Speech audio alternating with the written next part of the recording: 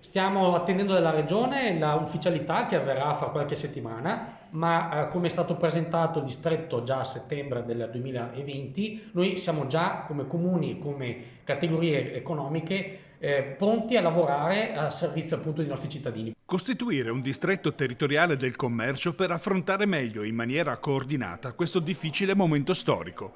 E quanto ci sono proposti 7 comuni a ridosso dei Iberici: Agugliaro, Albettone, Assigliano, Campigliano, Venta Vicentina, Poiana Maggiore e Sossano. La creazione di un sistema strutturato sovracomunale è una modalità proposta dalla Regione Veneto, uno strumento vero e proprio per creare sinergie imprenditoriali capaci di polarizzare le attività economiche e commerciali.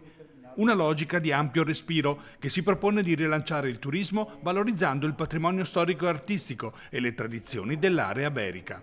Al distretto già presentato a settembre, ora si passa alla fase operativa vera e propria. Noi dobbiamo già da subito dare degli strumenti alle nostre attività produttive e commerciali, soprattutto qui nel nostro territorio, dando agli operatori formazione, gli strumenti essenziali per presentare i bandi alla Regione Veneto e ad altri enti e soprattutto creare squadra nel territorio. Ecco, su questi tre punti noi siamo già praticamente operativi, abbiamo già fatto una serie di interventi a favore appunto delle aziende su questo campo, quindi con l'informazione, e siamo ovviamente in una direzione che ci porta appunto già a pensare come distretto del commercio.